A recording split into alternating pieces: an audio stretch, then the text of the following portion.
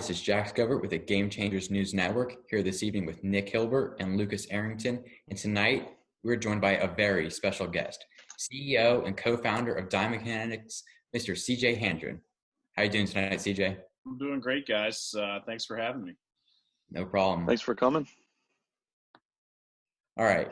For someone involved in the baseball business, did you have a particular passion in baseball or another sport when you were younger? Yeah, I'm a through and through baseball guy. I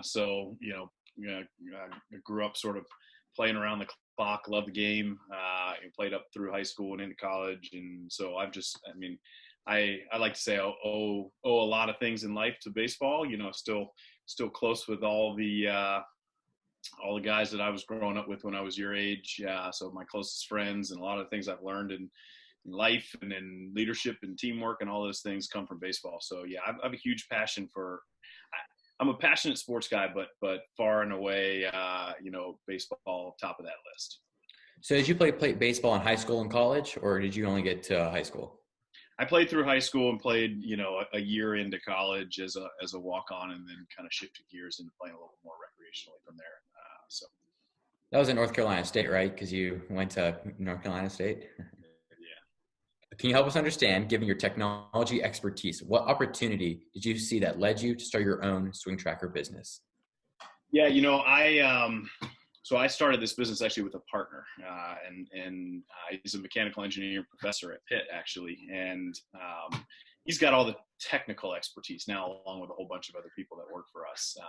I think from my perspective, having grown up in the game and played, that's where I saw the opportunity. And so as I got introduced to him and he showed me some of the things that he was working on to be able to kind of measure swings and talked about being able to measure throws, I could relate to it pretty quickly because I kind of thought about it, from my days playing, and then, at that time, having young kids and thinking about them playing. And so I think I kind of brought that thinking into, and he also had that idea as well, and said, hey, I think there's really something here for, as an opportunity. And so I think my side of this is more around thinking about the strategy and the, how we take it into the market and how we build a team and how we build a company around that. And I rely really closely on the really smart, talented people who come with the engineering and software development and science backgrounds. So what was your biggest challenge when you started to kickstart this business, try to get it going? Listen, with any new business, there's always a ton of challenges. I think the earliest thing for us is this is it's a brand new technology, right? And so, especially with Swing Tracker, it's the first time you could actually measure anything with the swing. And so, even as pitchers, we think about we can measure velocity, and we've thought about numbers a little bit more, but the hitting side of things was all really new information. And so I think the biggest challenge is educating people and helping them understand, and frankly, learning it ourselves. I mean, we built the ability to measure, but it's taken us a while, learning with people who use it, what it actually all means, how you apply it, how you kind of use it regularly. And so I would say overall, there's lots of little challenges that come along, with building a business and starting something from the ground up. But in our particular case, it was really this kind of educational learning curve, basically, because it wasn't like we were, bringing something into the market that was kind of incrementally different or better than something that we all, already had familiarity with. We were bringing something, brand new at every single level. And it's not even like, major league teams had been, had access to that data for, a long time. And then we were doing it in a way so others did. It was brand new for them too. So was it difficult to educate the people who didn't really understand the technology, like youth and high school? Yeah. And I mean, we're still working through that now, right? And you have to find different ways to do it. And sometimes you have to do it yourself. And sometimes you need friends and partners and experts to, help you do that.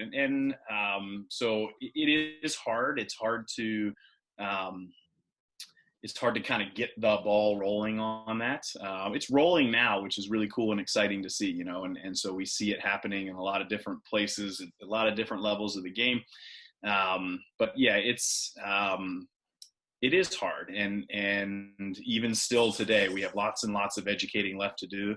But I would say there's a lot more people who are really interested in learning about it. And that's a big difference, right? When you start something like what we've done, you kind of start by having to first create some level of awareness and get people to even know it's there. Then once you create that and they have some interest, then you start all of that educating. And I think one of the big things is that there's lots of awareness out there now. So there are more and more people who want to learn about it and want to figure out how to use it. And that definitely makes things move. Okay, so how do you think the product that you have today would have helped you when you were, in high school or when you were youth? How do you think it would have helped you? It's a really good question, right? I think, and it's funny because a lot of people, that's kind of a natural reaction for people kind of my age. Like we talk about this product, like, man, I wish I had this when when I was growing up. And, I do think I probably would have learned to hit a little bit differently, right? Like I think that, understanding kind of bat path and, even the whole idea of, the swing thoughts of like how steep you swing down and like things that we learned when I was a kid. I think there's a change now, right? And I think I probably could have been able to use information like this to also probably understand what type of hitter I might have been better set up to be from a hitting perspective, right? Just based on the characteristics of the swing and like what I could do with the bat. And even, some of that's based on size and strength and your ability to do things. But I think, I